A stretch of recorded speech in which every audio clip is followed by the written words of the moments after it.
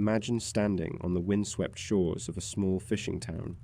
The salty air bites at your skin, and the distant roar of the waves crashes against rocky cliffs, echoing a primal fear that lies just beneath the surface. You peek into the fog that rolls in from the sea, obscuring the faces of the townsfolk who whisper nervously amongst themselves.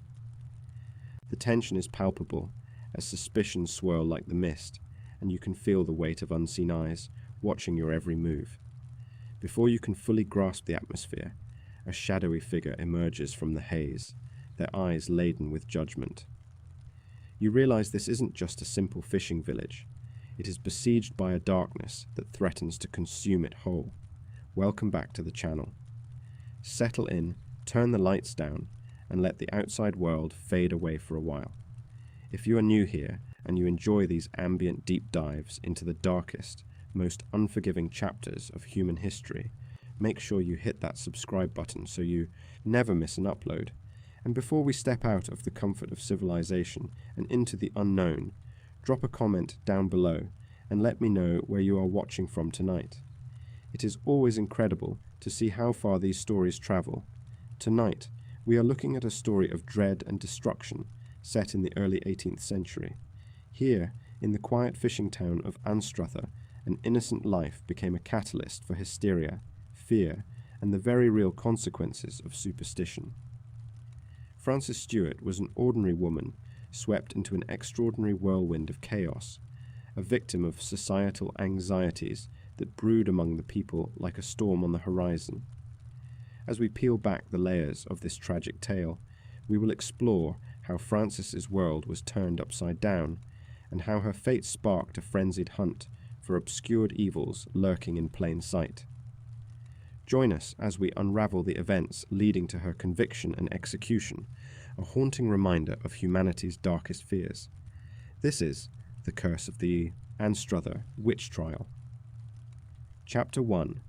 A Town in Turmoil. In the year of our Lord, 1705, the small coastal town of Anstruther finds itself entangled in a web of despair and discontent. As waves crash against the jagged stone shoreline, they echo the tumult brewing within the hearts of its inhabitants. The air hangs heavy, laden with the scent of brine and unease, a blend that permeates the narrow cobbled streets lined with humble homes, their thatched roofs sagging under the weight of sorrow. Agricultural failures plague the countryside. Fields that once thrived under the glimmer of the sun now lay fallow, and the earth, once a bountiful provider, offers little more than cracked soil and weeds that claw at the heavens in desperation. Desperation, however, breeds danger. When harvests dwindle, hunger creeps into bellies, whispering of losses and fears that squirm beneath the surface. A famished populace is fertile ground for suspicion and finger-pointing, silent venom that spreads silently through the town, thickening the air with dread. The people of Anstruther, struggling to gather sufficient food for their families, watch as their neighbors succumb to illness. Smallpox, cholera, and fever stalk the streets, their invisible presence careful and deliberate, choosing victims among both young and old. Each death is a silent accusation against the living, a reminder of their own frailty, and a foreboding warning of what fate may befall them next. The whispers rise like smoke from a dying fire, each tale more twisted than the last. Rumors of curses, strange happenings, and sorcery suffuse the conversations exchanged in shadowed alleyways and dimly lit taverns. Somewhere in the heart of this chaos emerges Frances Stuart. A woman of striking appearance but careful demeanor, Frances commands attention not only for her beauty, but for her knowledge of herbal remedies and traditional practices. Knowledge has always been a double-edged sword in Anstruther, and in times of strife, it can cut the wielder just as easily as it defends. Well respected by some, but viewed with skepticism by others, Frances stands on an unstable precipice between aid and accusation. Life is a delicate balance. For years, the townsfolk have turned to Frances for cures and bolstering tonics, sharing tales of her prowess over fireside gatherings. She gathers herbs from the nearby woods, her fingers lovingly brushing the dew-kissed leaves as she prepares tinctures and salves. Today, however, each drop of potion comes tinged with suspicion, and each healing whisper carries the weight of wary gazes. How quickly the tides of fortune can shift, transforming a beloved healer into the bearer of dread. As Frances walks down the town's winding cobbled streets, her heart races, sensing the frayed edges of societal cohesion. Locals once hailed her entrancing remedies, but under the shadow of hunger and loss, she faces the rising tide of fear that can turn an ally into an enemy with alarming ease. The clouds of uncertainty grow darker in the minds of the masses. Hope is a fragile thread, woven from the very fabric of trust, and that fabric is now beginning to unravel. Within the random cadence of footfalls upon the ground, a stark undertone of suspicion emerges. The bead of sweat glistens on Frances's brow as she passes a cluster of women huddled together, their laughter now stripped from their lips. Eyes dart from side to side. They are watchful, unforgiving. Whispers trail in her wake, woven seamlessly into conversations that grow hushed as she approaches. They speak in urgent tones, backing away slightly. How quickly their camaraderie shifts to distaste. A rumor takes root, fed by the plants that Frances gathers, but don't always seem to bloom in the ways the townsfolk expect. "That one's got away with nature, yes," an older woman murmurs, casting a surreptitious glance toward Frances. "But also with darkness." As the sun dips low in the sky, casting long shadows across the ground, Frances pauses at the edge of a field. The once proud wheat stands brittle and withered, a pitiful reflection of what it should have been. Her hands tremble slightly as they brush the parched stalks, now bereft of life, for they remind her of the suffering that surrounds her. Nature, she thinks, is merciless. Yet before she has the time to contemplate further, a distant cry jolts her back to reality. A child's wail pierces the twilight almost like an omen. Beneath that murky veil of disorder, fear festers like an untreated wound. The townsfolk begin to attribute their misfortunes to the unnatural.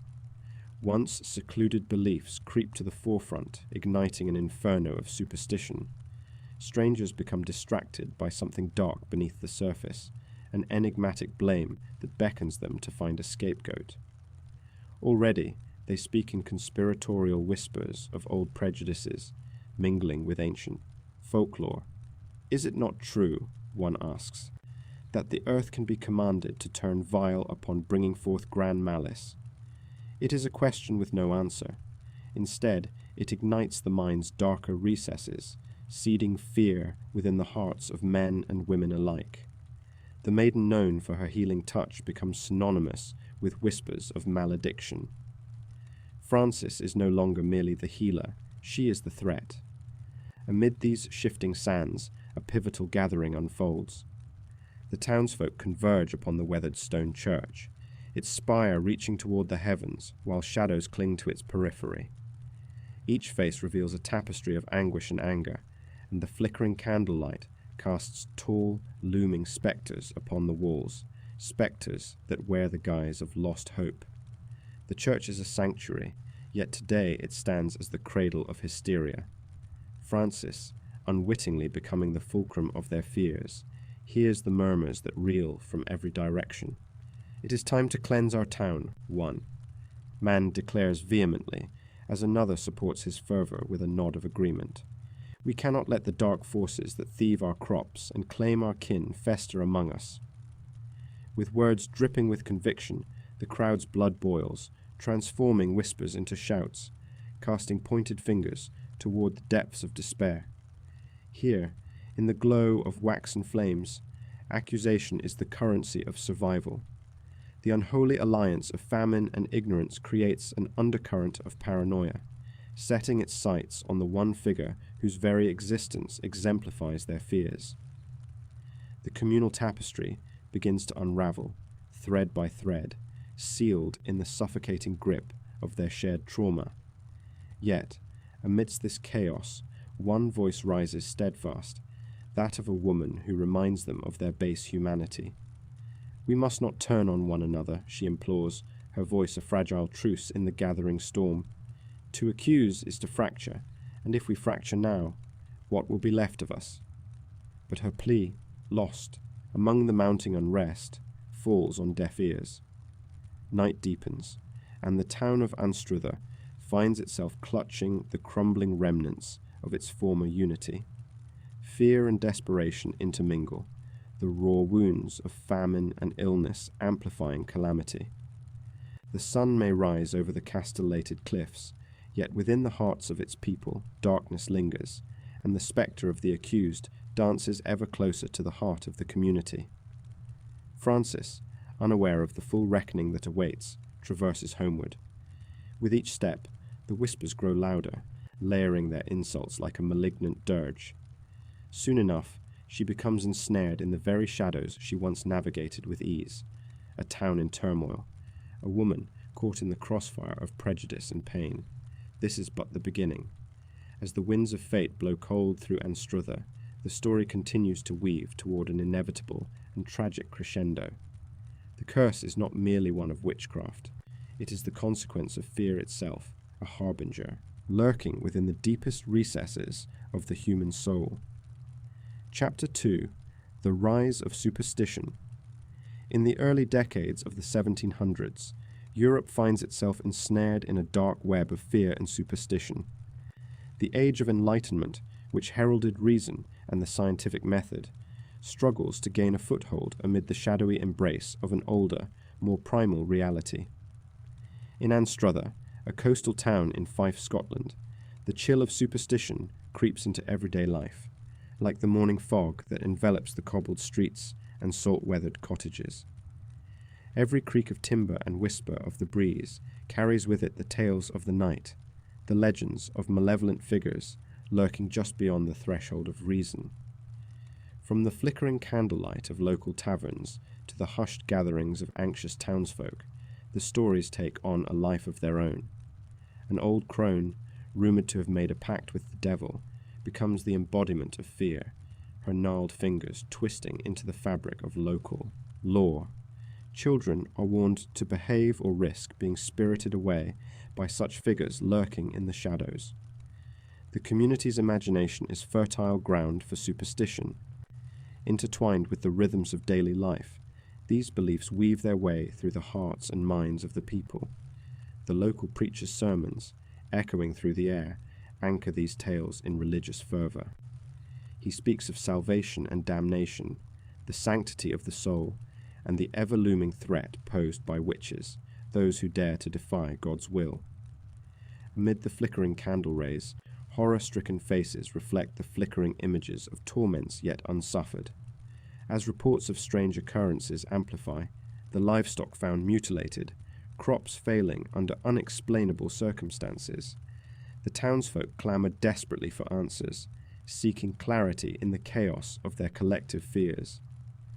Anstruther falls prey to the contagion of dread, leaving frightened individuals grasping for unseen causes behind their misfortunes. Superstitious stories, once recounted in the rich tapestry of community life for entertainment, begin to shape a dangerous narrative. Shadows grow deep, colouring unremarkable events with sinister potential.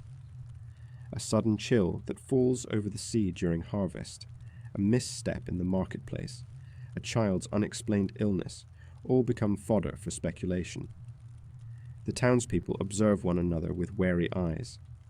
Accusations linger in the air like a thick fog, drifting insidiously, weighing heavy upon the breast of Anstruther. Friendships fray, trust evaporates, and suspicion festers, taking root in every whisper and sidelong glance. A group of women begins to gather whispers of these shared fears, the elderly once respected figures in their community, now labelled as potential witches. The stigma of being different further entwines them within this growing web of hysteria. They become the embodiment of every town's nightmare, while the line between justice and vengeance blurs, widening to create a chasm filled with uncertainty and despair. Among them is Mistress Isabel Anstruther, a widow known for her herbal remedies and her intimate knowledge of the land. Her gentle demeanour conceals depths of wisdom and folklore, knowledge passed down through generations. Yet, this same wisdom is a double-edged sword. As she goes about her daily routine, she often hears the undertones of hushed conversations, a laced envy, or a tone thick with fear. What was once seen as benign now morphs into something sinister. The townspeople are reminded of the terrible fate suffered by those who have been accused in neighbouring villages, stories of public humiliation, of torturous trials where the innocent are condemned under the weight of mass hysteria. Onlookers listen intently, their imaginations running wild with visions of trials where the accused are subjected to terrifying scrutiny. The witch trials are spoken of with dread, igniting the panic that roams freely through the streets of Anstruther like a bitter wind. Festivals of tradition and communion become tainted, overshadowed by fear. The famous harvest festival loses its jubilance, morphing into a grim affair. Laughter is absent, replaced by murmured condemnations of the unholy. The very earth that sustains them becomes a source of suspicion. Farmers eye their fields, concerned that their crops may be cursed, haunted by the spectre of misfortune. Each falling leaf appears like ash in their hands, a portent of calamity. Rumours flourish, taking on a life of their own. A chance meeting between old friends can turn into accusations of collusion with dark forces. The tales erupt like wildfire, finding their way into every corner of the town. New faces arrive, strangers who do not adhere to the town's unspoken code, further igniting the sense of paranoia that festers at the surface. Their unfamiliarity is met with suspicion, and whispers trail in their wake. The community, once a haven of shared history and warmth, devolves into a cauldron of paranoia, fueled by fear. This atmosphere of hostility solidifies when a child falls gravely ill under curious circumstances. Panic tightens its grip, clawing at reason as the townsfolk engage in frantic discussions. The communal mind races toward the easiest conclusion, a connection to witchcraft, an unyielding fear of the supposed coven that plagues their town. In this charged environment, evidence is twisted, tales of misdeeds are embellished, and a brave soul willing to speak out against the tide of hysteria is vilified. The necessary skepticism of a rational mind is drowned in the swell of accusations.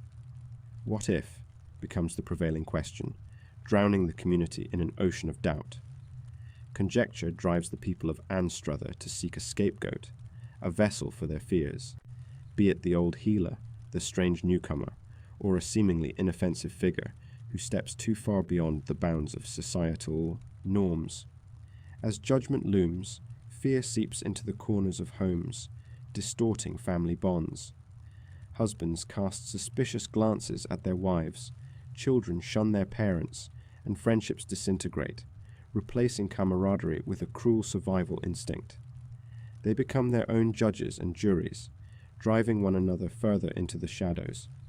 The pulse of Anstruther races, every creak of a door or snap of a twig a signal of uncertainty, every face becoming an enigma, every unknown a source of dread. From this swirling maelstrom of suspicion and anxiety, the first accusations are thrust forth into the chilling air. A name is uttered, an echo that ripples through Anstruther, igniting the flames of hysteria into a blazing inferno. With that name, the fragile thread binding the community together threatens to snap completely. The stage is set for turmoil that transcends mere accusation, leading to a perilous trial steeped in chaos, irrevocably altering the lives of those entangled in the tragedy of the Anstruther Witch Trials. As we reflect on this turbulent time, to you, dear viewer, we draw nearer to the heart of an unfolding nightmare. The fabric of society, once vibrant with the colours of community and connection, begins to unravel at the seams under the strain of paranoia and superstition. With every breath of cold coastal air, the dark history of Anstruther inches closer, baring its fangs in anticipation of the reckoning that lies just around the corner. Will it be reason that prevails, or will it vanish entirely, consumed by the lurking shadows of hysteria? This darkness brews, waiting for a beginning. Chapter 3. Francis Stuart, the Outcast. In the shadows of the Scottish Highlands, where the mist clings to the craggy hills and the howling gales weave through the gnarled branches, a tale of sorrow and persecution unfolds, steeped in the dark mists of time. This is the story of Francis Stuart, a woman born into a world that laid the first stones of isolation at her feet long before the infamous Anstruther Witch Trial. As we delve deeper into her life, we discover the myriad struggles that painted her as an outcast in a community desperately searching for scapegoats amid the rising tides of misfortune. Francis's tale begins in the small town of Anstruther, a community marked by its tight-knit bonds and rigid social structures. The cobbled streets echo the whispers of the town's folk, a syncopation of gossip and judgment. To be different in Anstruther is to invite scrutiny. To be suspected is to wear the cloak of shame. Francis, born to the modest yet proud Stuart family, is a child encircled by expectation, a quiet girl with a fierce spirit, forever destined to dance at the periphery of acceptance. From a young age, Francis's affinity for nature sets her apart. She finds solace in the woods that border her village, where she entwines herself with the rhythms of the earth, gathering herbs and roots with a gentle reverence. But in this era, with its pervasive fear of the unknown and its desperate need for regularity, such pursuits go unnoticed, or worse, are viewed with suspicion.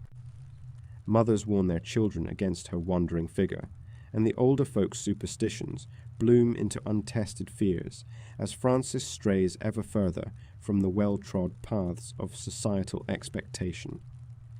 As Francis matures, the imprints of tragedy begin to mar her life, weaving their way into the fabric of her existence.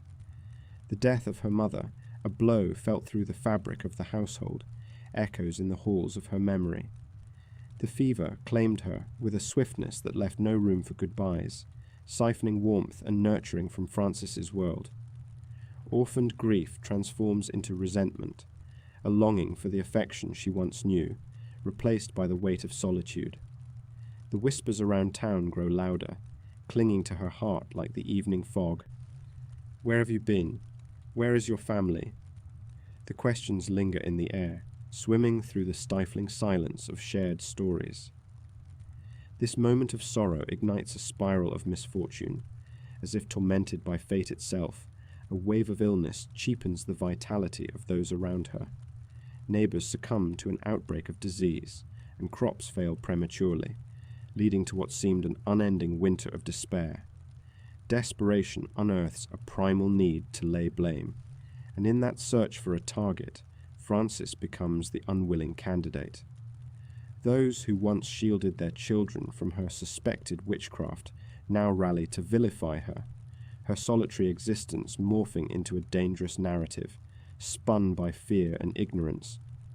Driven by the collective angst, Francis emerges not just as a young woman enduring the pain of loss, but as an embodiment of the town's supernatural anxieties.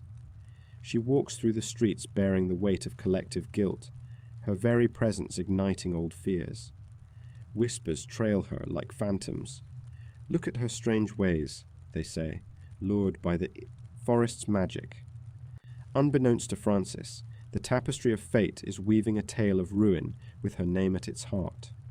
To understand Francis's plight, we must delve deeper, a glimpse into the fabric of her daily struggles. The isolation of her life serves not merely as an external circumstance, but as a crucible for her inner turmoil. Each foray into the woods, each gathering of herbs, becomes fraught with risk. The land that once offered sanctuary transforms into a breeding ground for suspicion, setting the stage for a reckoning that will reverberate throughout the town. Francis starts to walk among the trees, not just in search of solace, but in a desperate bid to find a semblance of control over her spiraling reality. But the intensifying darkness that envelops her does not relent. Instead, it sharpens the edges of her resilience. She sits often in silence, tracing patterns in the soil, whispering to the roots of ancient trees as if coaxing them for answers. In those moments, Frances wrests an escape from the chaos, but impending doom looms ever closer, intertwining with her frail heart. And then comes the event that tips the scales. A fierce storm rips through Anstruther, a tempest that flays the island with unyielding fury. The storm destroys homes, uproots gardens, and wrenches apart the very fabric of the community. The devastation is sweeping, leaving behind nothing but heartache and loss. In the recovery that follows, Frances becomes a convenient focal point for the town's grief and anger. When misfortune blows through a place with such vengeance, a singular figure must bear the weight. One can only hope it will not be their own. The townspeople gather at the local tavern, voices raised, a chorus of outrage and sorrow. "It's her," they say. "She's the cause of our suffering." Accusations blossom like poison in the air, an ever-tightening noose around Frances's neck. The storm rages on. Once a natural phenomenon, it becomes the supernatural, scapegoat that justifies their wrath. Frances is thrust into the fray, a confronting spectre of the community's misplaced blame, caught between the ruination wreaked upon them and the dull ache of her persistent aloneness. In her seclusion, Frances feels the weight of their judgment pressing down like the leaden sky. It invades her thoughts, twisting her perceptions of reality until she can no longer see the meaning of her existence. Each day spent in the market feels like a tightrope walk across a chasm filled with slanderous words tossed like stones, each one landing with a precision that draws blood. Fear hovers over her like a dark cloud, a thick mist that obscures the sunlight and dims the vibrancy of her spirit. Desperate to unearth her identity amidst the turmoil, Frances strives to make connections, seeking solace in the very community that has branded her. Yet every attempt leads to an echoing void, silencing her pleas for belonging. As she crosses paths with other, marginalized figures, she discovers unsettling truths about the human condition, the fragility of kindness when pitted against fear. A beggar woman, once cherished, now relegated to the shadows, an elder dismissed for her peculiarities. Their experiences resonate, forging an unintentional sisterhood of isolation. But even these bonds offer no reprieve from the encroaching darkness that threatens to engulf Frances entirely. Days bleed into months, and as the gossip surrounding Frances intensifies, it morphs into something insidious. Her existence soon aligns with visions of malice painted by the public imagination. Fragments of her character become abstracted from reality. Once a quiet soul seeking refuge in the wild, she now embodies the very apotheosis of evil in the eyes of her fellow townsfolk. The lines between truth and treachery blur, and with each passing day, she finds herself ensnared in the turbulent undercurrents of witchcraft and socio-economic desperation. Frances, Stuart stands on the precipice of a seismic shift, a time when her existence is no longer just a narrative of pain, but a cautionary tale. She is more than the misfortunes that plague her. She epitomizes the heavy burdens of societal fear, a canvas upon which the town can project its inner turmoil. The stage is set for the impending trial, a culmination of scapegoating and collective anxiety, a reckoning where Frances must face not only the accusations against her, but the dark truth of what it means to be truly alone.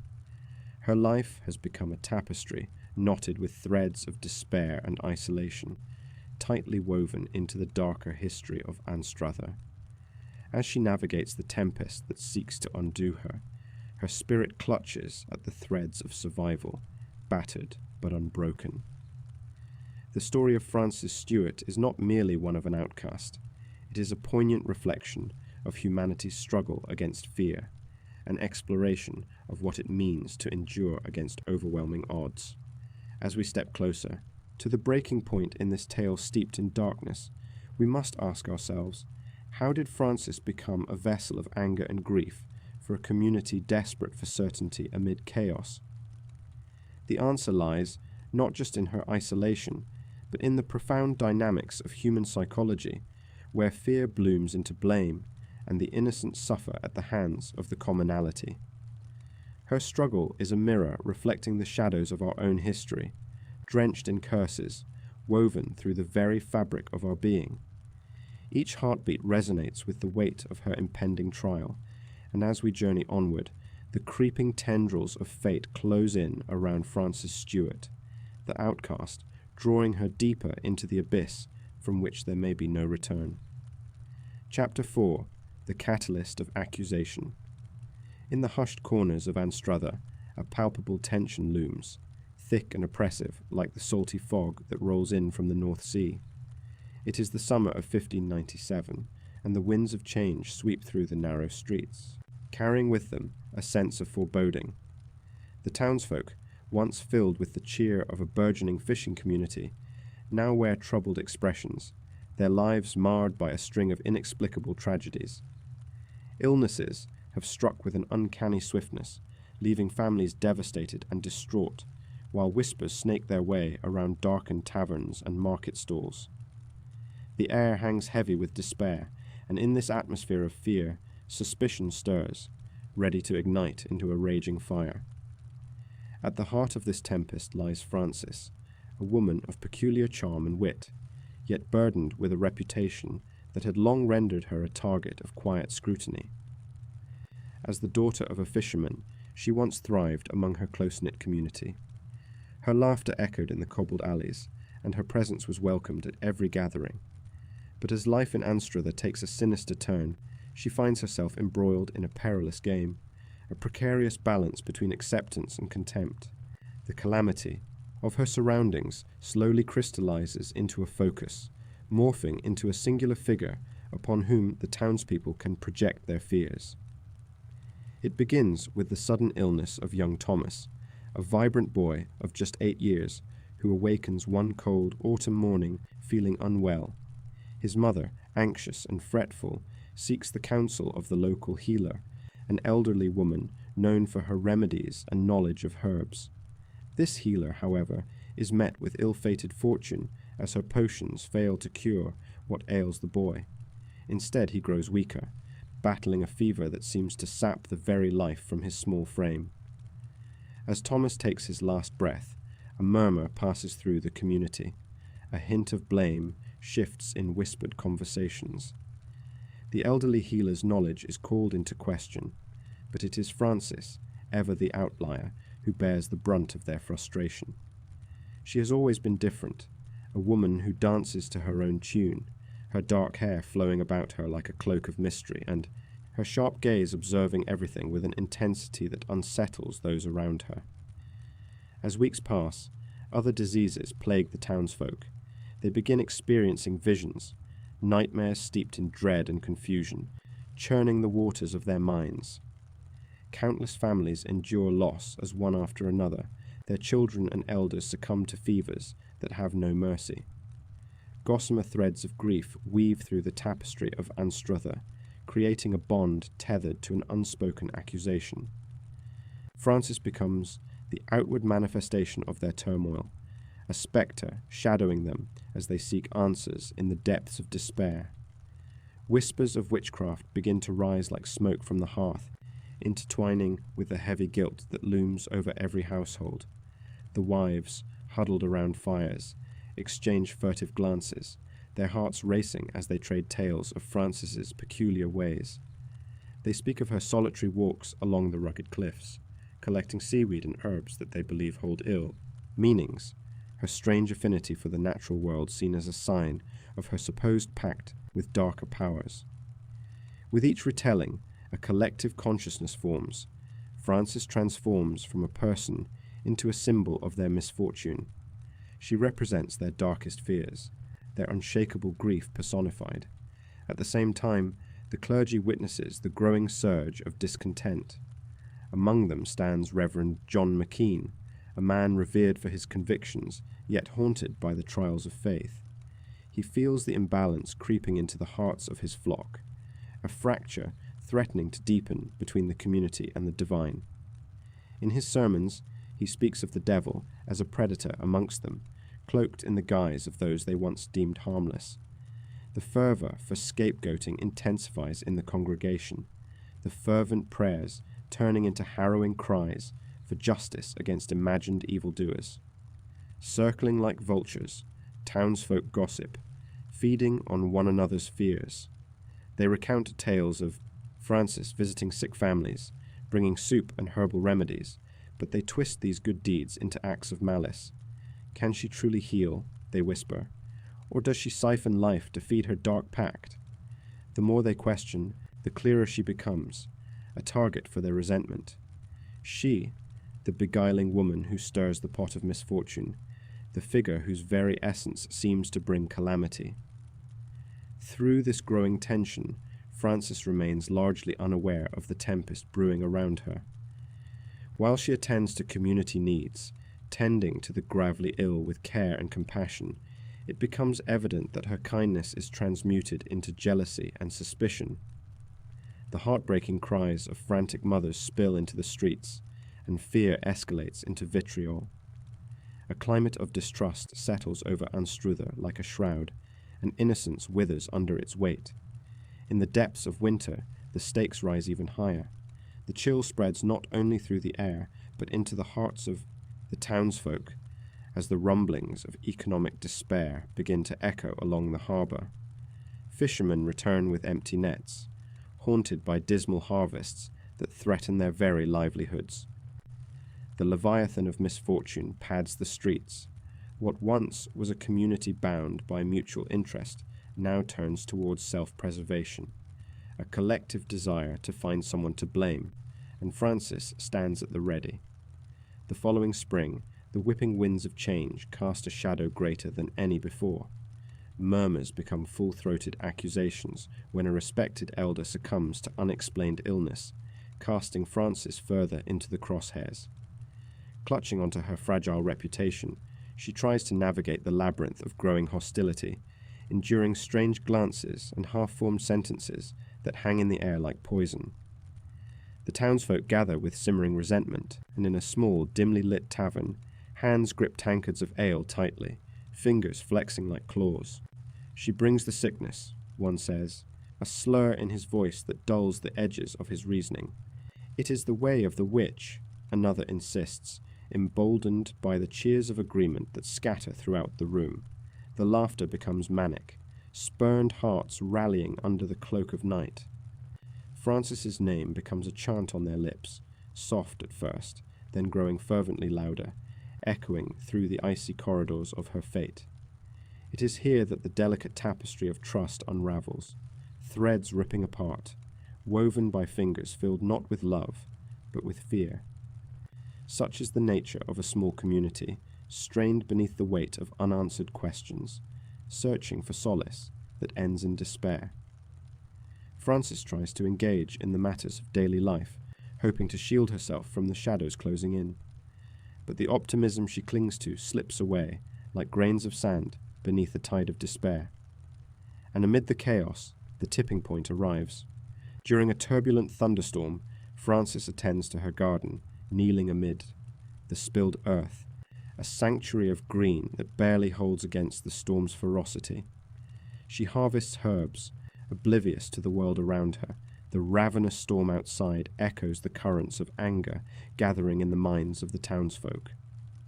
When a bolt of lightning strikes a tree nearby, flames consume the wood, a fiery embodiment of their rage. Panic spreads, and like a chaos unleashed, the townsfolk seize upon this event as divine retribution, an unrefutable sign of Frances's malevolence. In the aftermath, a collective nervous breakdown erupts. The townsfolk, fueled by an irrational frenzy, converge upon Frances's sheltered home. They insist that she has called the storm down upon them, that her very essence harnesses the power of the dark forces they fear. They pound on her door, driven by a thirst for accountability, a primal need to re-establish their own sense of agency in a world gone mad. In that moment, Frances realizes the full weight of their suspicion, the last shred of trust laid to waste. Fearing for her life, she barely manages to grasp the reality of the danger that lies outside her door. The once ebullient laughter that had surrounded her home is swallowed by the echoes of darkness, now replaced by a chant that seals her fate, a relentless tide of accusation, fueled by holds of grim certainty. Each breath Frances takes feels like a noose tightening around her neck, and the world she once embraced morphs into a seething cauldron of ire, a poignant tragedy lurking at the precipice of her existence. In the eyes of the townsfolk, Frances transforms from one of their own into an icon of dread, a witch whose very presence they believe brings misfortune upon their lives. As fear eclipses compassion, an insatiable hunger for retribution emerges, a desire to point fingers even in the face of undeniable innocence. As the townsfolk gather for one final turn of the wheel, a verdict not of the mind but of the heart coalesces within them, forging an impending storm of hysteria that will herald the witch trial set to tear through their community. Chapter 5. The Witch Hunt begins. As the autumn leaves surrender to the chill of the Scottish winds, an ominous atmosphere envelops the village of Anstruther, where rumblings of fear begin to shape the lives of its inhabitants. Frances Stewart, a woman marked by whispers and deceit, finds herself at the eye of a storm brewing among the people. Accusations swirl around her, like the very fog that clings to the cobbled streets of the town, gnawing at the fabric of society itself. The fervour of superstitions awakens, a dark tide that threatens to drag Frances down into its murky depths. It is here, amidst the growing shadows, that the witch hunt begins, a reckoning fueled not by truth, but by hysteria. By the time Frances is thrust into this chilling spectacle, the framework for witch trials has been meticulously crafted over centuries, a grotesque tapestry woven from fear, ignorance, and the relentless pursuit of order in a chaotic world. The laws of the land, particularly those enshrined in the Witchcraft Act of 1563, provide the scaffolding for what is about to unfold. It declares witchcraft a capital crime, sparking a lethal fervour across the nation. As the magistrates summon their power to act as both judge and jury, they are armed with an insatiable thirst for validation. It is a perilous proposition, where the slightest hint of wrongdoing can seal one's fate. The courtroom itself, a disquieting chamber layered in dust and prohibition, soon becomes a crucible of nightmarish trials. Flickering candles cast trembling shadows that dance upon stone walls, echoing the very fear that binds this community in chains. With every creak of the wooden benches, tension rises. A symphony of unease plays softly in the air. Here, those accused are more than mere defendants. They are scapegoats, their fates intertwined with the desperate need for a resolution in an unforgiving world. In this fraught environment, the format of the witch trial unfolds like a macabre ritual. The accused, often women like Frances, are left to face their accusers with no respite, no sanctuary. They stand vulnerable, pitted against societal malaise that finds its reflection in the bloodlust of their peers. Legal procedures, entwined with superstition, often turn presumption into guilt, rendering any semblance of justice a distant illusion. Frances Stewart enters this dark arena, her spirit buoyed by hope, yet shadowed by the weight of accusations. Dosage of malice clouds the minds of those who gather to witness her trial, their perceptions shaped by fear rather than reason. The charges against her are vague yet heavy: sorcery, a pact with the devil, the blight of agriculture, and the untimely death of livestock. Each accusation loops around the community like a noose, tightening with every gossip-laden whisper. The witnesses, convinced of their righteousness, come forward, their testimonies fueled by paranoia rather than clarity.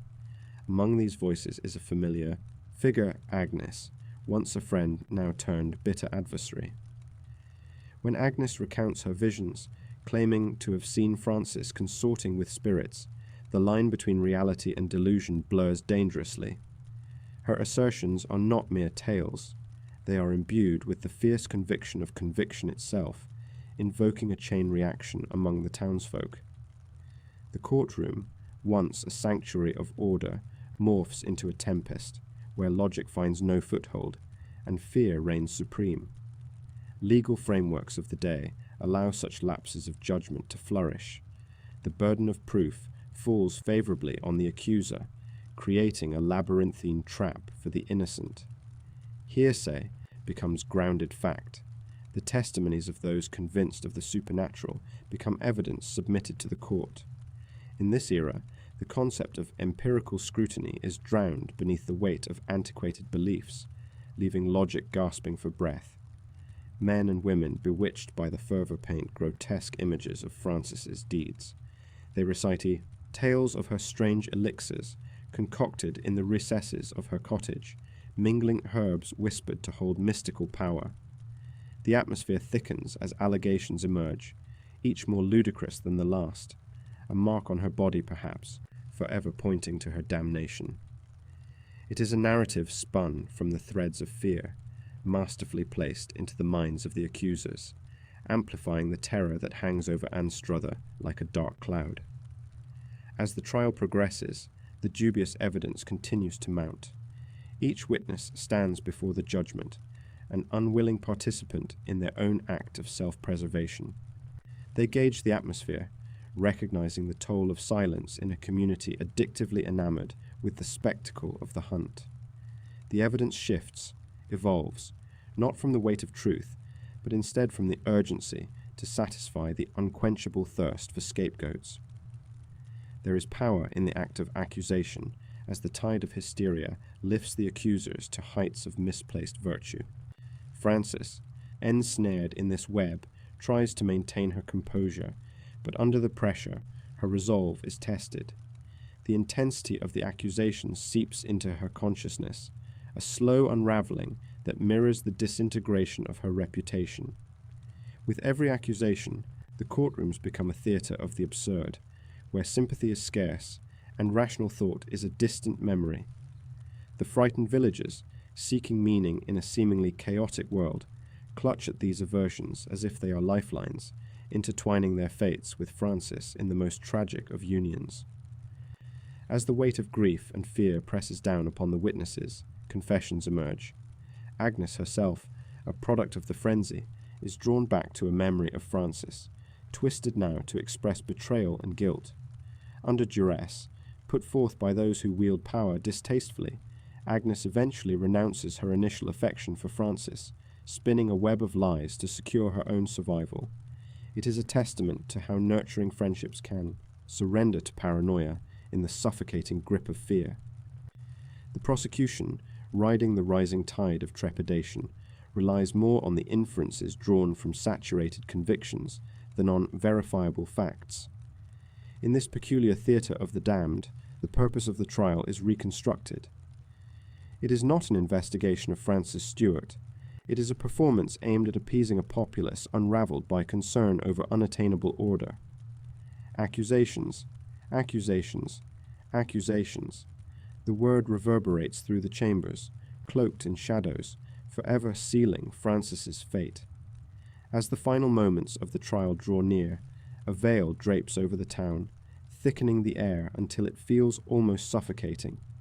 The community is spellbound, enraptured by the unfolding tragedy, which serves to distract from their own fears. Francis stands at the precipice of despair, each heartbeat echoing the dreadful realization of her isolation. The verdict looms, unfurling not as a culmination of evidence, but as an embodiment of doubt and dread manifested as a sentence. The witch hunt is more than a trial. It is the crucible of humanity's darkest impulses, the amplification of fear cloaked in the garb of righteousness. As the sun sets, casting long shadows across the land and the hearts of the people, the town of Anstruther prepares to seal the fate of Francis Stuart. What began as a search for truth has morphed into a grotesque pageant, a macabre reminder of how far the scales of justice can tip when gripped by the icy fingers of fear and prejudice. And so, as the winds howl through the village, Francis Stuart's name becomes synonymous with a cautionary tale of the darkest corners of human nature, proving that in the hollow spaces where fear reigns, the hunt for a witch often leads to a reckoning far worse than a single soul's demise. In the quest for retribution, the humanity of a woman is lost, swallowed whole by the icy grasp of a society that trades reason for blood. The witch hunt begins, yes, but its legacy lingers far beyond the gavel's final strike, a haunting echo that reminds us to tread carefully in the shadows of our own fears. Chapter 6. Voices of the Damned. As twilight descends upon the cobbled streets of Anstruther, shadows stretch and dance in the flickering light of oil lamps. Stories seep from the weathered walls of the town, tales of whispered fears and accusations that echo through the ages. In the heart of this vibrant yet anxious community, a storm brews beneath the surface as a simple woman, Frances, finds herself caught in the maelstrom of hysteria that churns relentlessly, threatening to consume everything in its path. In the cool spring of 1596, the air is thick with tension. The atmosphere, once alive with the laughter of children and the laughter of fishermen recounting tales of the sea, is now shrouded in suspicion. Voices murmur in hushed tones, weaving an intricate tapestry of rumours that cling to the very fabric of Anstruther. Frances, a midwife and herbalist, becomes the focal point of these sinister whispers, a figure enveloped by fear and scorn. To her neighbours, she is no longer just a woman. She is morphed into a spectre, embodying the very essence of dread that grips the hearts of the townsfolk. As the trial draws nearer, the will of the community solidifies around the prosecution, and a chorus of voices rises, each adding weight to the charges against Frances. Townsfolk line the benches of the courtroom, their eyes aflame with a blend of anticipation and dread. They have come not just to witness the trial, but to partake in a collective exorcism of their own fears, projected onto her very being. Each testimony stands as a brick in the wall of Frances's destruction, interlocking with the others to form a fortress of conviction, rooted not in truth, but in the fervent need to find a scapegoat, a target for the unresolved darkness within their own souls. Among the witnesses is Margaret, a close neighbour who had once been a source of companionship and trust for Frances. This once solid bond, however, is now fashioned from betrayal. Her words come wrapped in trembling fear, her eyes darting, avoiding the gaze of those she once called friends. Margaret does not simply describe Frances as a person, she paints her as an embodiment of evil, an accursed figure whose very smile suggests the machinations of dark intent. It is within Margaret's testimony that the psychological landscape of this trial reveals itself, one where personal grievances transform into public accusations, transforming the mundane into the monstrous. Frances has stared at me with eyes like burning coals, she claims, her voice quaking yet ringing with a disquieting conviction. I felt her gaze pierce my heart, whispering vile curses upon my family. There is a hesitation in her tone, a hint of a past filled with mistrust. Margaret's testimony is not merely about Frances, it is a projection of her own insecurities, her need to distance herself from the very chaos that threatens her existence. The audience, receptive to the potent emotions pouring forth, shifts in their seats, the charged energy feeding their own fears, as if Margaret's words conjure Frances's witchcraft into palpable form. Alongside Margaret stands old Thomas, a fisherman hardened by the sea and shadowed by loss. His voice is gruff, but quivers with the weight of grief. 3 of my children perished, all in a mere span of weeks, he heaves, bitter memories curling in his throat like smoke. With each word, he imbues Frances with a sinister association to his sorrow, a thread connecting her to the loss he carries, like an anchor tied to his heart. It was her herbal remedies that brought the curse upon my family, he declares, blending the personal with the astronomical. Frances is not merely a healer, but also a source of desolation. The community stands transfixed, their collective grief is weaponized, finding an outlet in the figure of Frances. As each witness steps forth, the courtroom transforms into a stage where the tragedies of life are performed as evidence against her. Sisters who had once shared laughter, families who had feasted together, now become the very agents of her undoing. Their motivations intertwine with their fears, desires, and resentments, each individual carrying their own fragment of the truth into the fray. In this cacophony of conflicting narratives, the line between personal grievances and collective accusations blurs, and Frances stands at the epicenter, her fate preordained. Mary, the baker's daughter, is one such witness. She clutches her rosary, repeating prayers under her breath as she approaches the jury. Her tale has the raw edge of youth, the type of sincerity that tugs at the heartstrings of the audience. Yet there is something askew, something that suggests her testimony is not entirely hers. Frances came to my mother for herbs, but... Her voice trails off, fear nipping at her heels. My mother fell ill, and with each passing hour, whispers spread that Frances had hexed our family. Here, the vineyard of fear bears its bitter fruit. Mary's fear for her mother melds into fear of societal retribution if she does not align herself with the prevailing narrative. As the trial unfolds, so too do the motivations of those voicing the accusations become clear. They are not merely testifying against Frances. They are exorcising their own demons, purging the darkness that clings to them in the dead of night. Every accusation serves to reinforce the unspoken pact forged within the community, a pact that demands allegiance to the collective fear, a pact that compels silence in the face of truth, and above all, a pact that sacrifices one for many. Witness after witness reinforces the narrative. The cries of children prone to sickliness become fused with Frances's name. The ill winds of misfortune cause a bass chorus of accusations to rise against her, each testimony serving as a catalyst for burgeoning paranoia, each person distorting the image of Frances further until she becomes synonymous with the very embodiment of evil.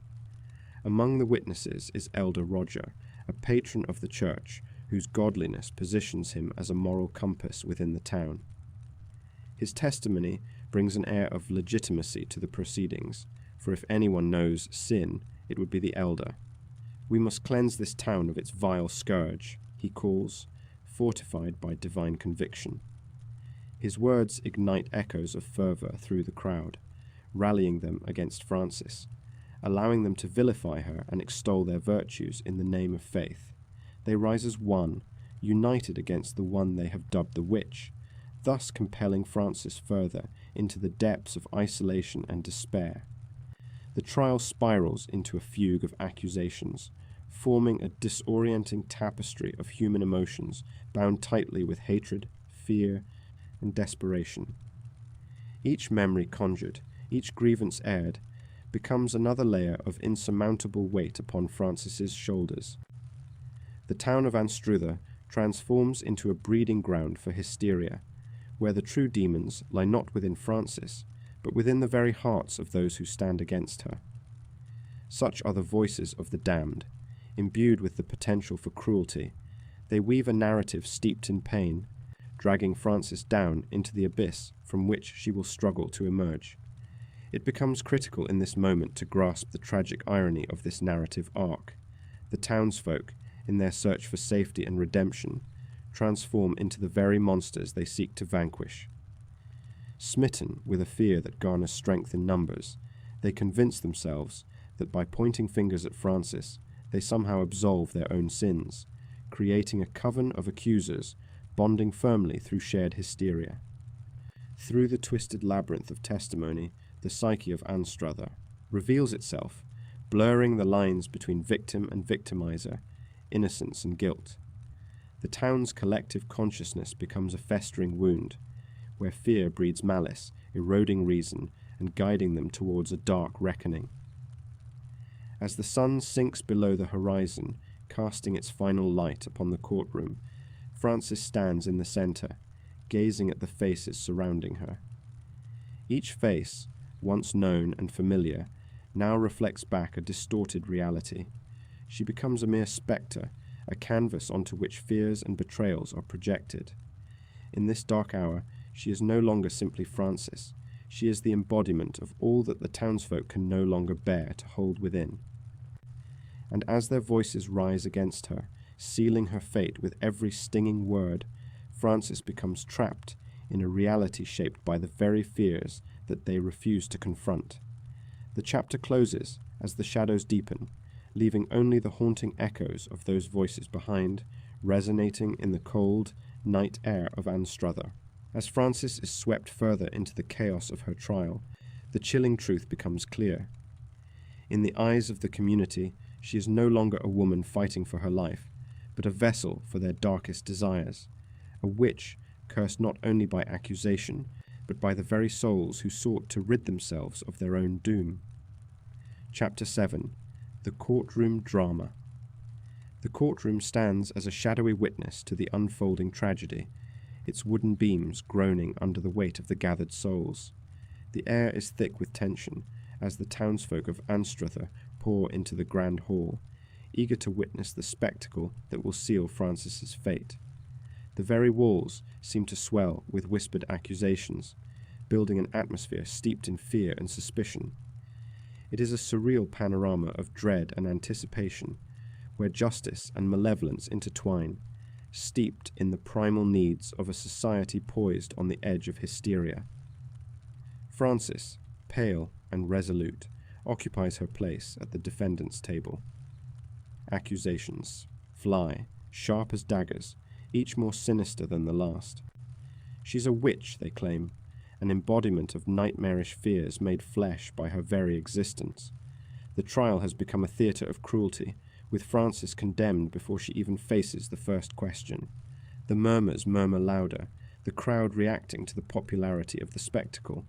They come to dissect each utterance, each flutter of Frances's eyelashes.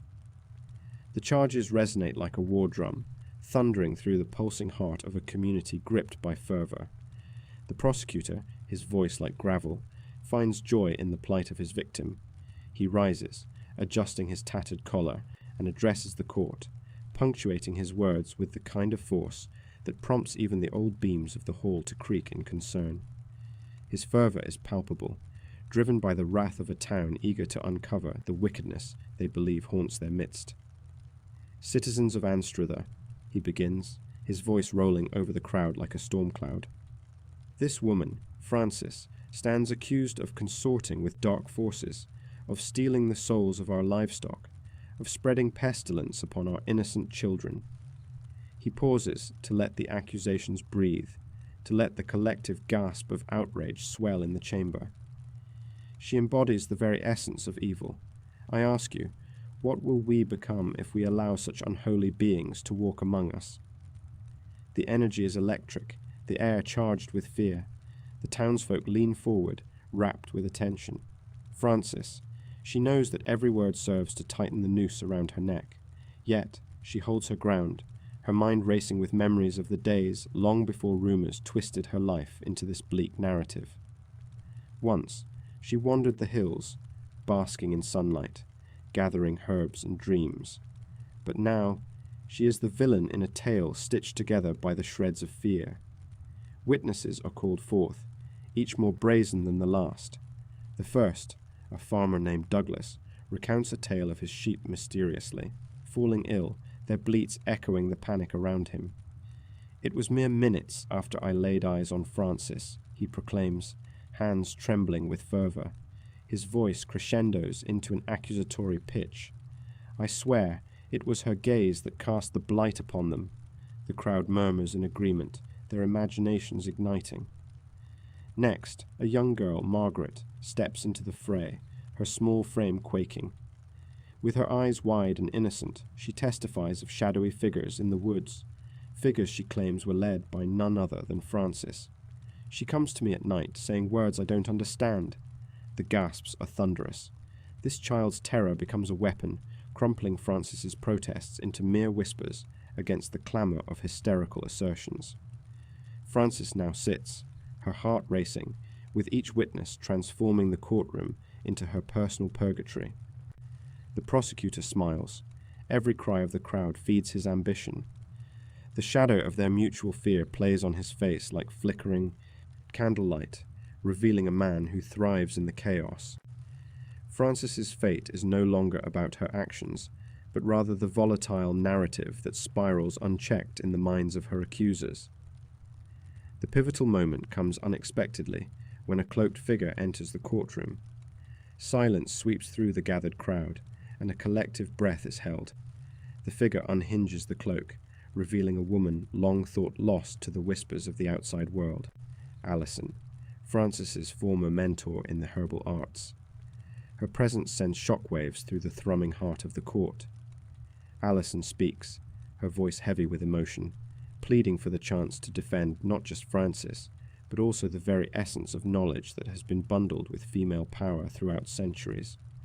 I was instructed in the ways of nature, so were countless women before us. There is nothing dark about what we do, only fear of the unknown. Francis has done none of these things she is accused of. She carries the old ways, and with them, wisdom. The prosecutor sneers, ready with his retort. And this is the crux of the matter, isn't it? A gathering of witches, creating a deceptive narrative to ensnare our good people. The crowd erupts again, the anger palpable, a venomous tide rising. Alison tries to speak again, but the fury of the courtroom drowns her out. Francis's heart sinks as she realizes that even truths forged in sincerity have become victim to the merciless tide of gossip that shrouds them all. The trial continues in a cacophony of accusations, each day bringing fresh testimonies, crafted by fear and fueled by whispers. The devastation accelerates, with every moment intensifying the ever-present dread. As Francis bears the weight of the community's collective conscience, her mind becomes a battlefield, racing back and forth between despair and determination. Who would believe her? Who would see her innocence amid the tempest of hatred? Within the prison of her thoughts, memories drift like ghosts, the laughter of her past, the gentle caress of the wind against her skin. The elements she once embraced are now turned against her. Friends turn into foes as shadows lengthen, dark storytelling echoing louder than truth. The townsfolk engage in a grotesque performance, confusing vengeance with righteousness.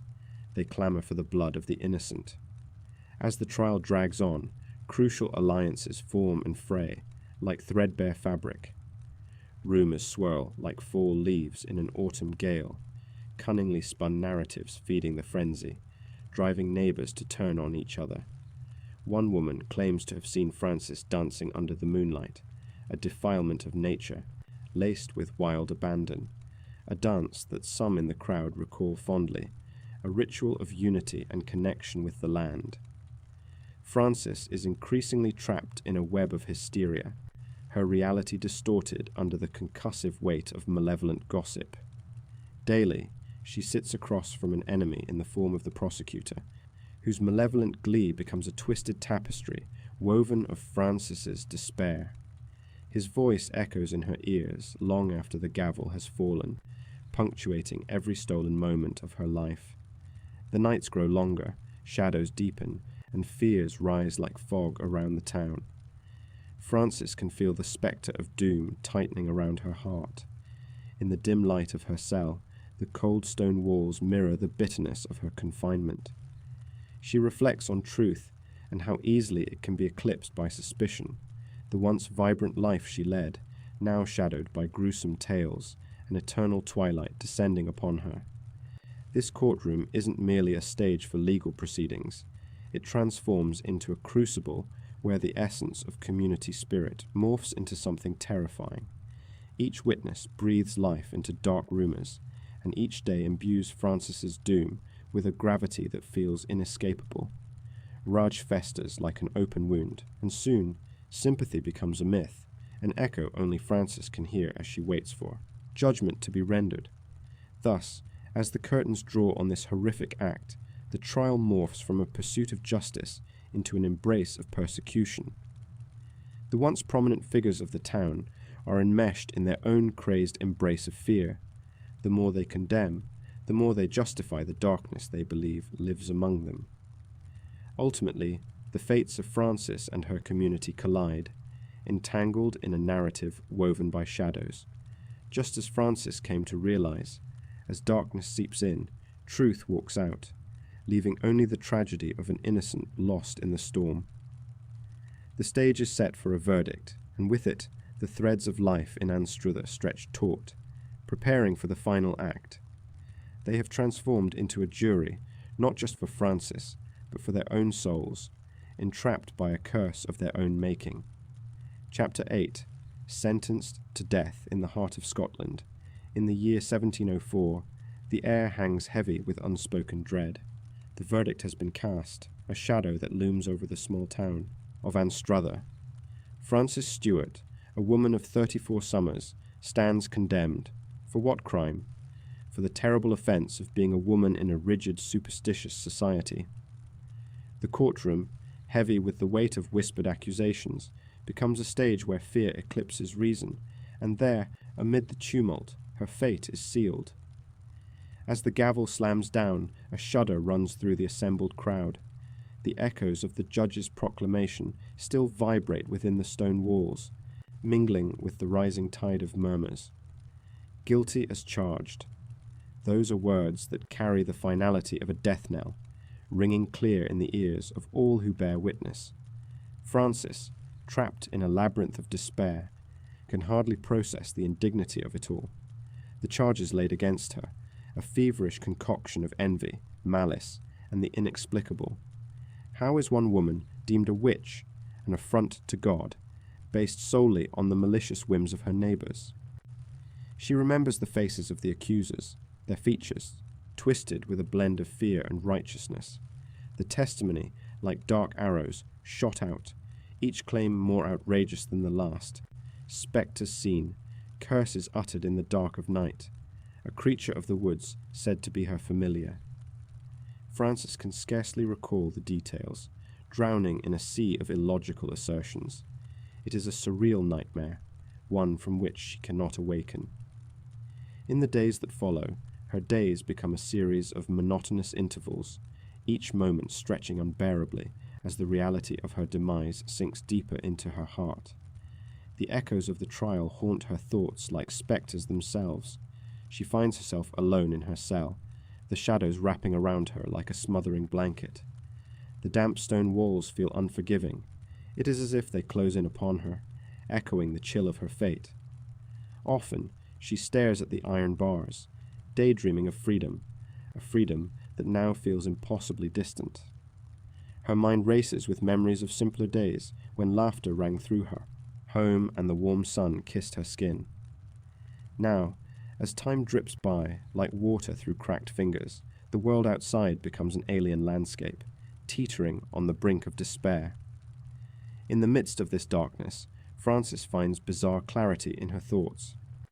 She reflects upon the nature of fear, that great beast which feeds upon ignorance and devours compassion whole. The whispers of witchcraft, once confined to the pages of old tomes and tavern rumours, now envelop her reality. It is a paradox that infuriates her. She is bound by the same social fabric that paradoxically weaves love and hate together. There is little room for reason when the human soul trembles under the threat of an unseen enemy. Witchcraft is the convenient scapegoat for what cannot be understood. Outside her cell, a town wrestles with upheaval. The merchants, their voices hushed, speculate about the implications of Frances's fate. Some shake their heads in disbelief. They knew her as a kind woman, generous to those in need, yet others speak of shadows in their dreams, a creeping paranoia that demands retribution.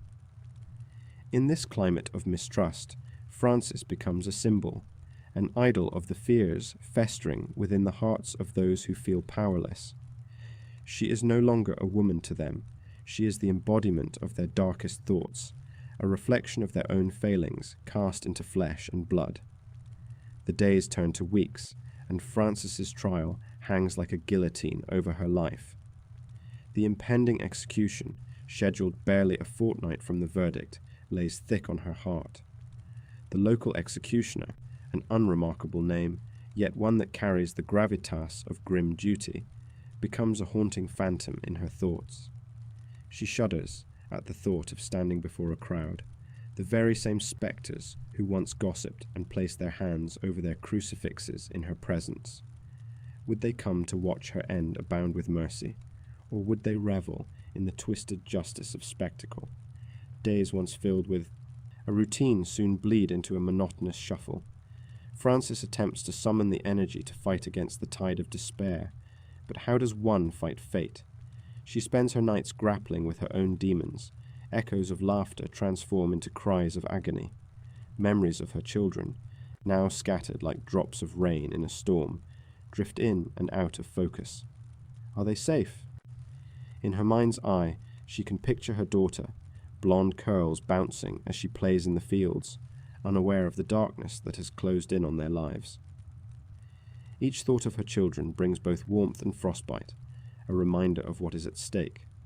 Frances recalls conversations she had with those who once stood by her, sharing the warmth of friendships kindled over cups of ale and songs sung in a crackling hearthlight. She fights to hold those faces in her mind, yet they wane like the evening sun. She recalls laughter, only for it to blend into the oppressive fear of betrayal, as friend after friend yields to the pressures of society. It is a peculiar phenomenon, this shift from camaraderie to accusation. Is it not easier to distance oneself from the accused than to stand in solidarity against the tide of popular belief? Amid this storm of emotions, there are moments of introspection, fragments of clarity that cut through the haze. Frances reflects on the human condition, on its frailty, its capacity for cruelty born from despair. She ponders whether the executioner feels a flicker of doubt, a small ember of uncertainty in his heart. Does he, too, see that the line between justice and barbarity blurs in the flickering torches of mob mentality?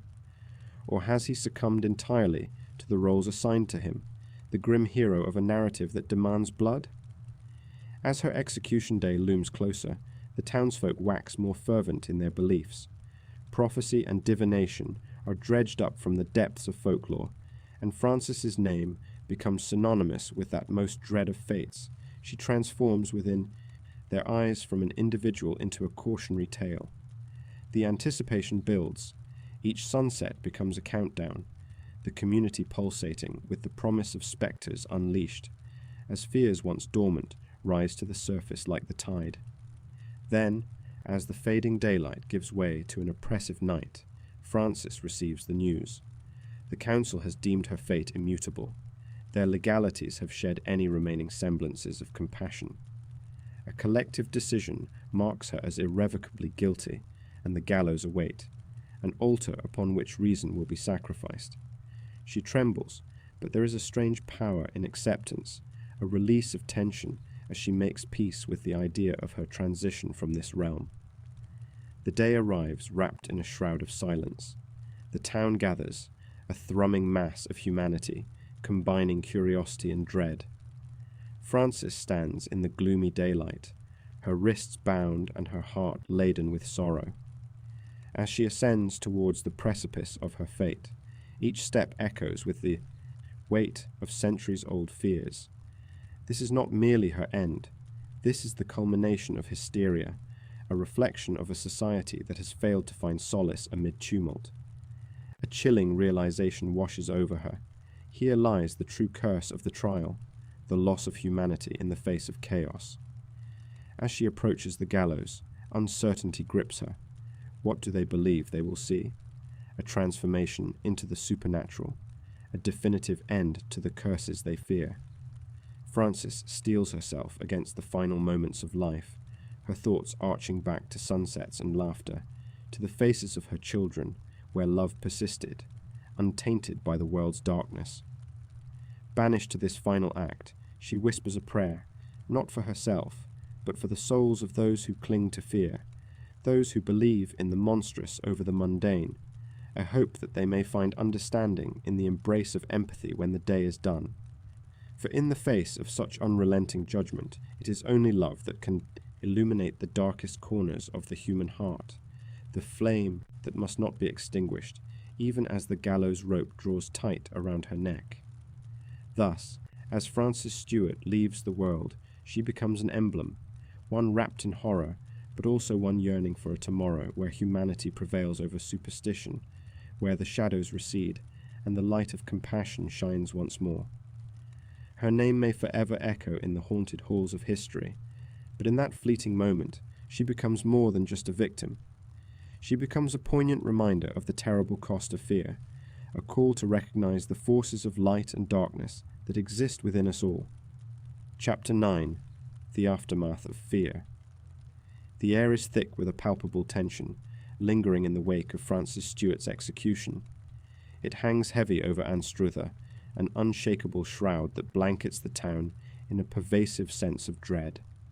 The echoes of the past reverberate in the cobbled streets, where whispers of the trial and the spectre of the gallows lurk in every shadow.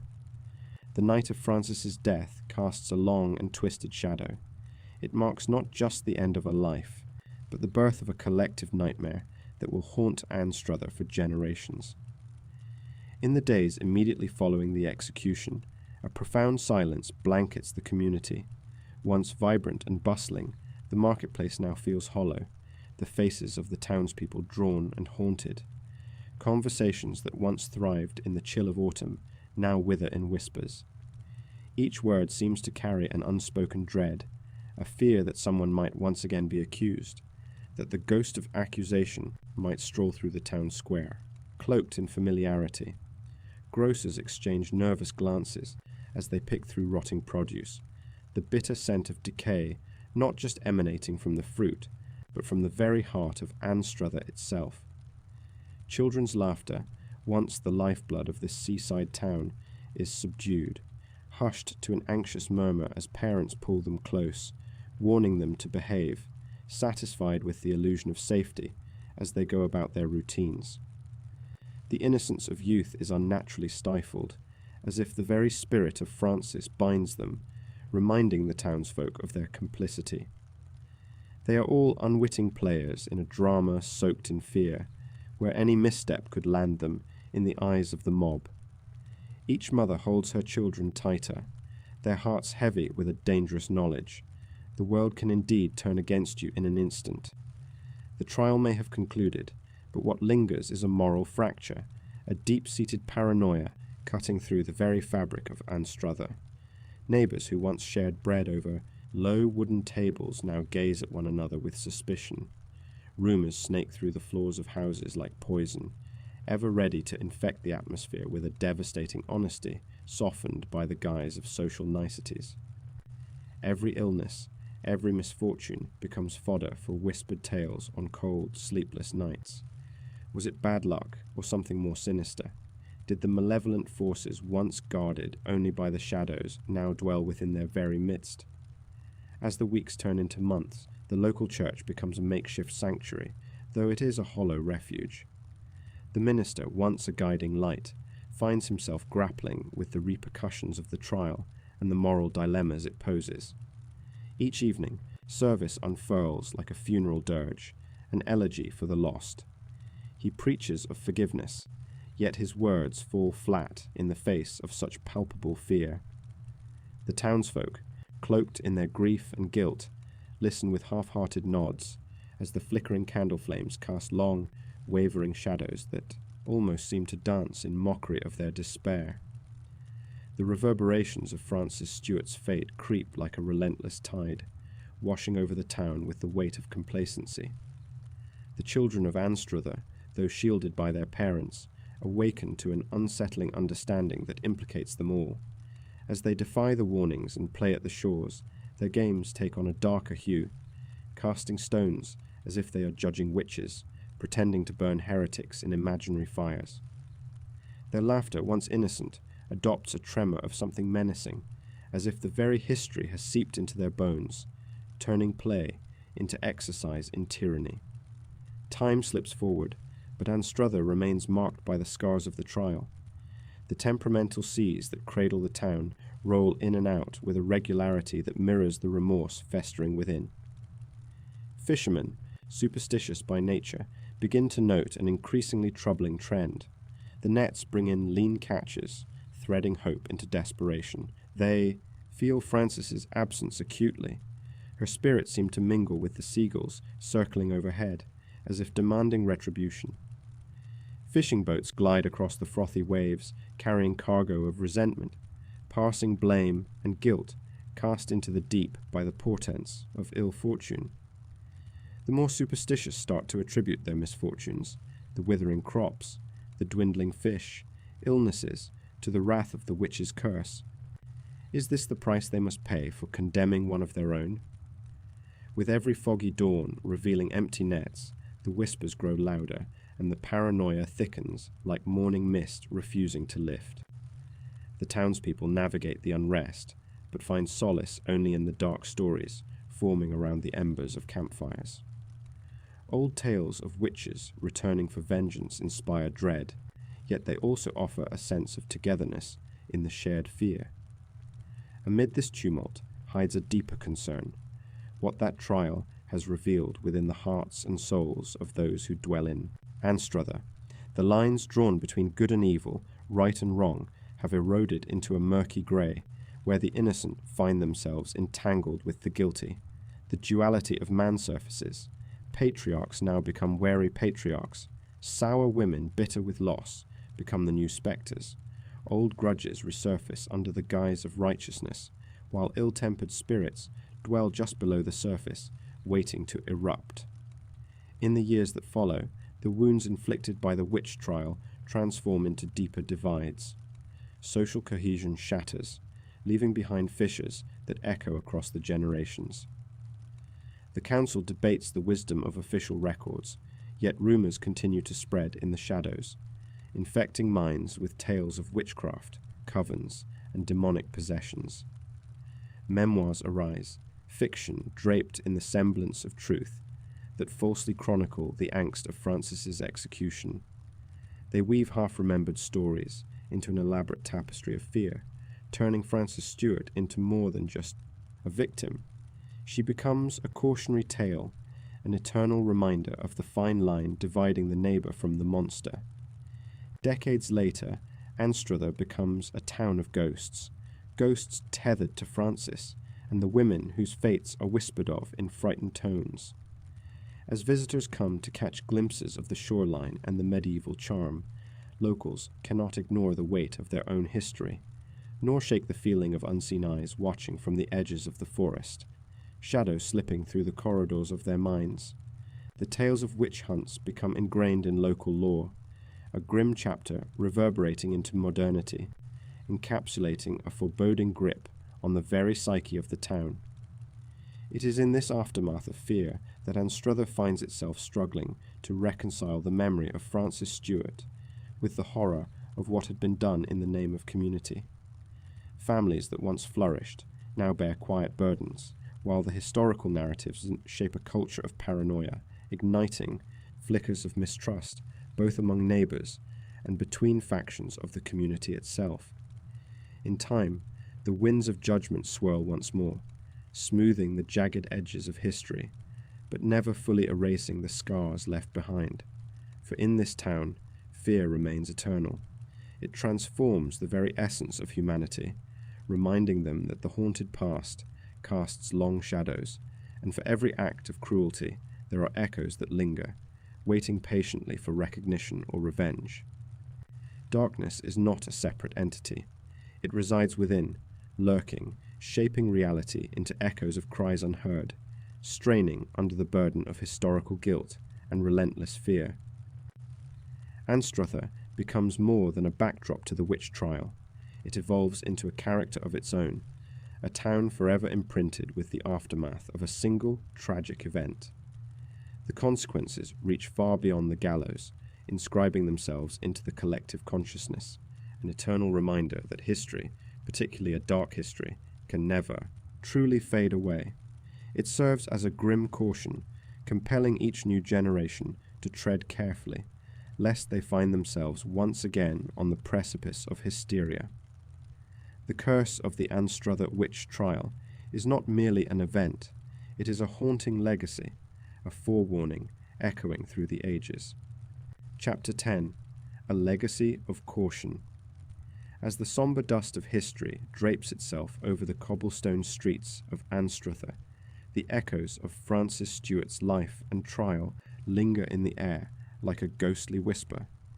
The year is 1705, and the once vibrant community is now entrenched in a chilling legacy, a tapestry woven with fear, suspicion, and regret. Frances Stewart, a woman ensnared by the thick shackles of societal judgment becomes more than a victim of her circumstances. She transforms into a poignant symbol, embodying the perpetual struggle against the darker facets of human nature. In the decades following her tragic execution, the spell of the Anstruther Witch Trial takes shape as locals reflect on the bitter outcome of Francis's life. What begins as a narrative of accusation and betrayal morphs into a cautionary tale, a fierce reminder of the dangers that brew when reason is overpowered by the mob's insatiable thirst for scapegoats. Francis represents more than a singular instance of injustice.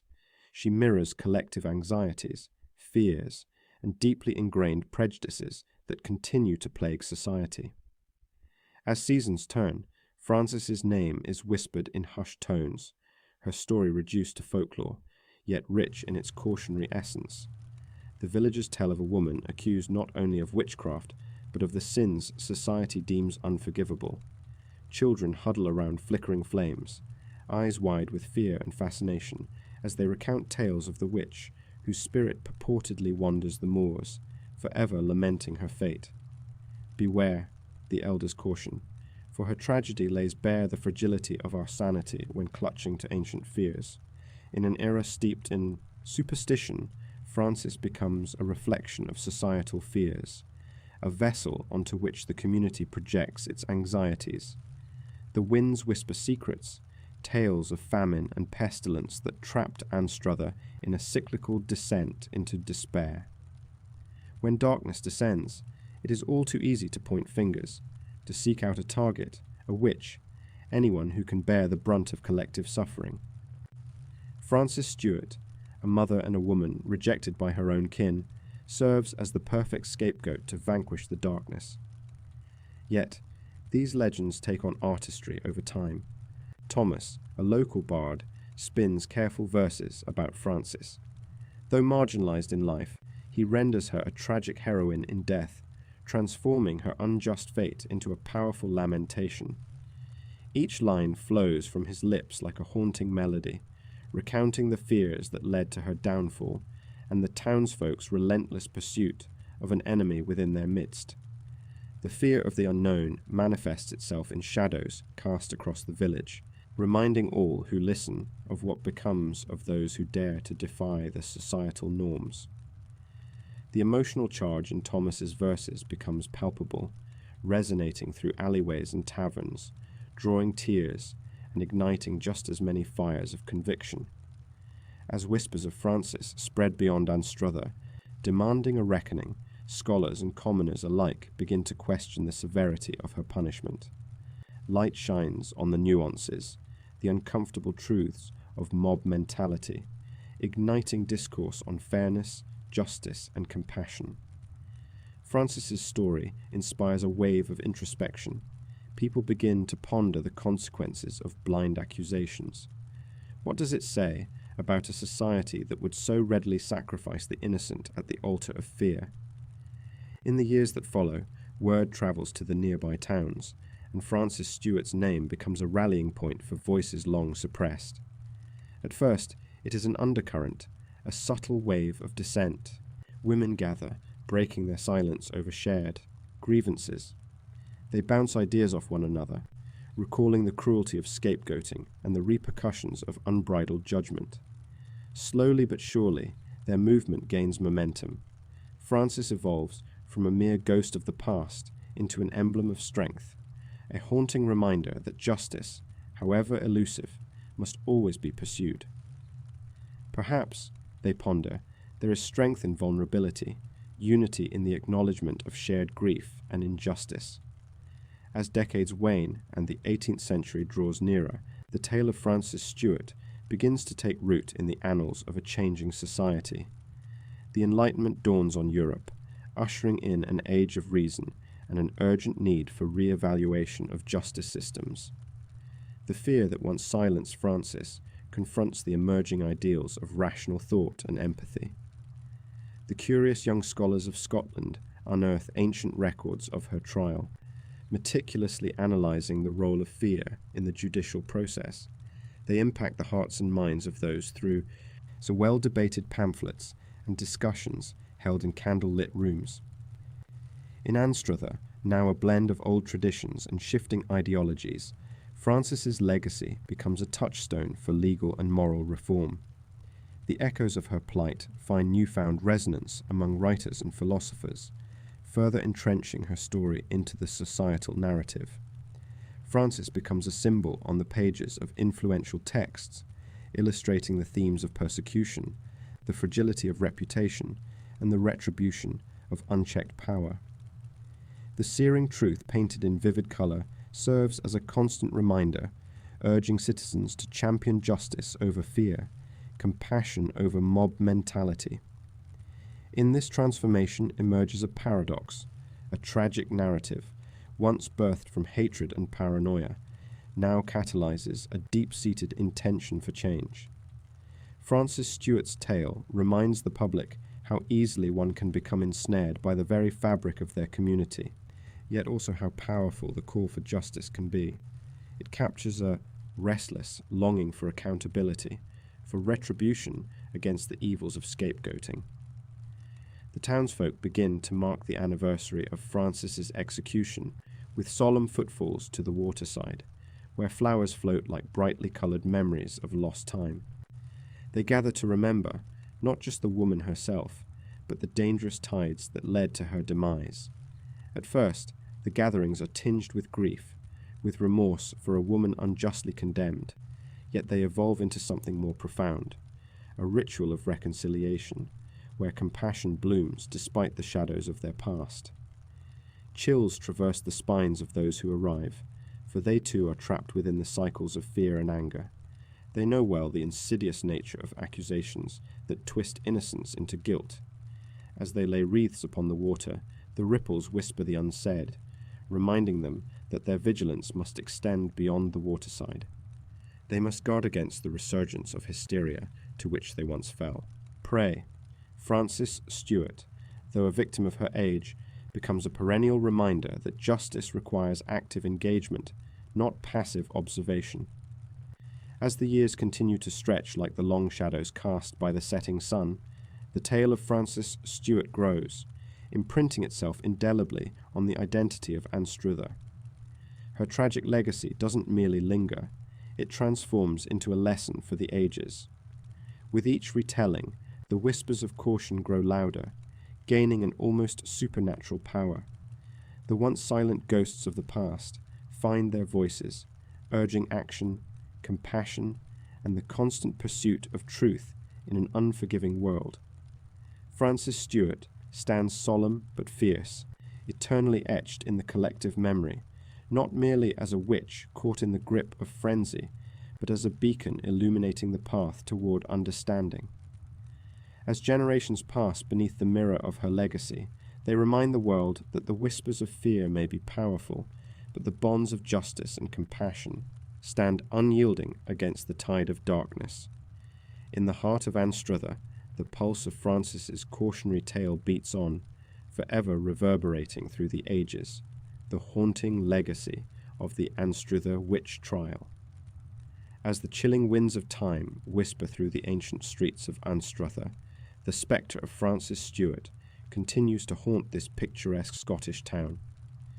Her story, once buried beneath the rubble of accusations and fear, is slowly emerging from the shadows, a powerful echo of the struggles faced by those ensnared by the unforgiving grip of superstition. The legacy of this tale transcends the limitations of its era, casting a long and dark shadow that still lingers in our present. Frances Stuart's trial serves as a stark reminder of humanity's capacity for cruelty and the dire consequences that arise from unfounded suspicions. In a world where uncertainty reigned and the supernatural loomed large in the collective psyche, it was all too easy for the innocent to be ensnared by the venomous tendrils of blame. Frances became a scapegoat, her life stripped away by the weight of her neighbours' fears, her existence rendered insignificant against the backdrop of a society that thrived on unfounded accusations. Today, we examine the echoes of her tale, a narrative that calls for reflection on our own tendencies to demonize the unknown. the relentless power of rumor continues, unyielding through centuries, reminding us that any time we allow distrust to worm its way into our communities, we open the door to persecution. The plight of Frances Stuart resonates far beyond her time. It challenges us to dissect the misconceptions that cloud our judgments and to embrace understanding rather than suspicion. In stringing together the fragments of her story, we uncover a broader truth about the human experience, how fear can drive individuals to unspeakable acts, reinforcing the need for compassion and empathy. The Anstruther Witch Trial, a stark representation of mass hysteria, illustrates how easy it is for reason to be eclipsed by shadowy fears and collective paranoia. Frances Stuart's suffering becomes a mirror reflecting our society's darkest impulses, reminding us never to lose sight of our humanity, even in the face of the unfamiliar. As we reflect upon Frances's legacy, we must not forget the lessons embedded within her narrative. The very nature of trials, whether they be judicial or societal, demands that we sift through the chaos of emotions and biases and seek the truth, one that aligns with justice rather than cruelty. By examining these historical injustices, we garner wisdom that informs our present and guides our actions toward a more compassionate future. In the boundless tapestry of history, where each thread tells a story, Frances Stuart stands as a beacon, calling us to resist the allure of ignorance and to light our path with knowledge, morality, and understanding. The curse that befell her is not just a historical footnote, it is a vital lesson that reverberates through time, a reminder that the machinations of fear can dismantle lives and destroy communities. So, as we draw this haunting exploration to a close, let us remember Frances not merely as a victim of her time, but as a powerful emblem of resilience against the scourge of scapegoating and persecution. Her tragic fate invites us to keep questioning the influences of fear that circle around us today, and to act with courage and wisdom to dispel them. Thank you for joining us on this journey through the dark corridors of history. If you found this story as chilling and thought-provoking as we did, make sure to like, comment, and subscribe to our channel for more explorations into the shadows of our past. Stay tuned for our next video, where we unearth another dark tale that will send chills down your spine and make you question just how far humanity can fall when it loses its way.